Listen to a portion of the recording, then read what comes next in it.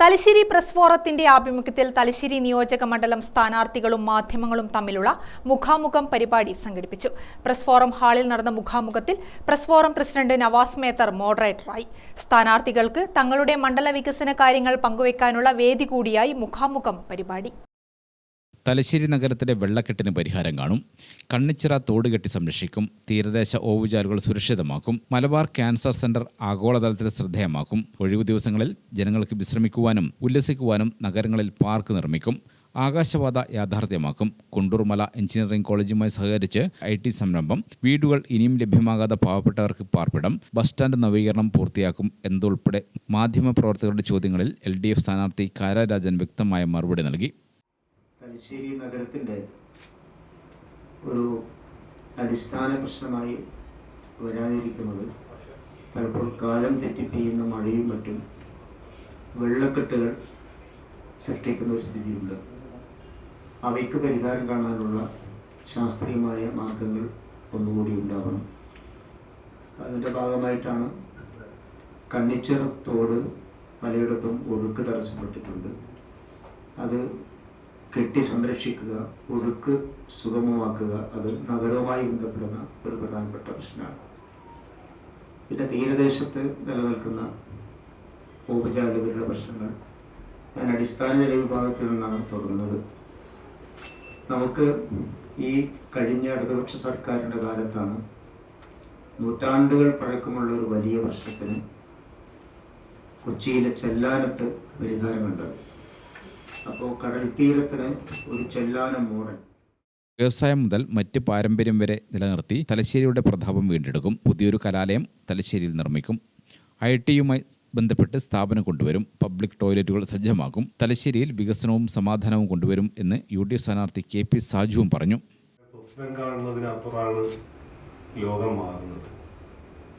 നമ്മളൊക്കെ കുട്ടിക്കാലത്തായാലും നമ്മൾ വളർന്നു വരുന്ന വിദ്യാർത്ഥിയായിരിക്കുമ്പോഴായാലും ഏകദേശം ഒരു 10 വർഷക്കാലത്തിനിപ്പുറം ലോകം അതിവേഗം മാറുകയാണ്, കണ്ണടച്ച് തുറക്കുന്നത്.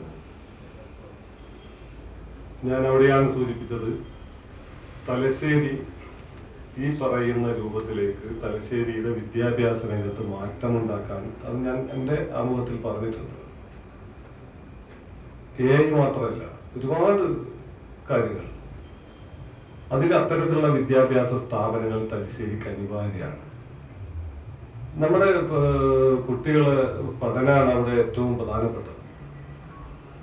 നിർഭാഗ്യവശാൽ ഞാൻ അതിനെ എൻ്റെ തുടക്കത്തിൽ പറഞ്ഞു, ഞാൻ ഏറ്റവും കൂടുതൽ ഊന്നൽ കൊടുക്കുന്നതും വിദ്യാഭ്യാസ രംഗത്ത് കുട്ടികൾക്ക് ഇത്തരത്തിലുള്ള ആധുനികമായ കോഴ്സുകൾ കൊടുക്കുന്ന സംവിധാനം ഉണ്ടാകണമെന്ന് തന്നെയാണ്. നരേന്ദ്രമോദിയുടെ വികസന സ്വപ്നങ്ങൾ തലശ്ശേരിയിലും യാഥാർത്ഥ്യമാക്കും. ഡബിൾ എഞ്ചിൻ സർക്കാർ വരികയാണെങ്കിൽ ടൗൺഷിപ്പ് യാഥാർത്ഥ്യമാക്കും. Thalassery Kannur corridor IT park സജ്ജമാക്കും. തലശ്ശേരിയിലെ ട്രാഫിക് ബ്ലോക്കിനും പാർക്കിങ്ങിനും പരിഹാരം കാണും. പഞ്ചായത്തുകളിലെ തരിശ് ഭൂമിയിൽ കൃഷി സാധ്യമാക്കും. തെരുവുനായ ശല്യം പരിഹരിക്കും. മാലിന്യ പ്ലാന്റിനും അറവുശാലയ്ക്കും പരിഹാരം കാണും.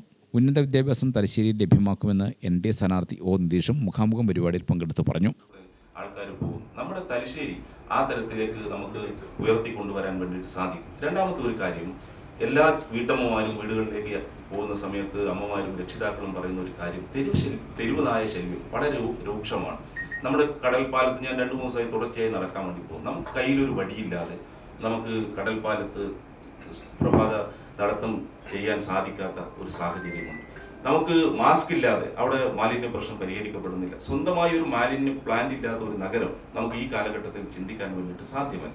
ആധുനികമായിട്ടുള്ള അറവുശാലയില്ല. മത്സ്യ മാർക്കറ്റ് ഈ എന്താണെന്ന് പറയുന്നത്, നേരത്തെ പറഞ്ഞ അതേ കാര്യമാണ്. മാസ്ക് ഇല്ലാതെ മത്സ്യ മാർക്കറ്റിൽ മത്സ്യം വാങ്ങിക്കാൻ വേണ്ടിയിട്ട് പോകാൻ സാധ്യമല്ല. അങ്ങനെ അടിസ്ഥാന മേഖലയിലുള്ള പ്രശ്നങ്ങൾ നമ്മൾ പരിഹരിക്കണം. പിന്നെ വിജ്ഞാനത്തിന്റെ കാര്യം നേരത്തെ അത് സൂചിപ്പിച്ചു. മുഖാമുഖത്തിൽ press forum secretary N Sirajuddin, treasurer Palayad Ravi എന്നിവരും മാധ്യമപ്രവർത്തകരും സംബന്ധിച്ചു. ഗ്രാമിക ന്യൂസ് തലശ്ശേരി.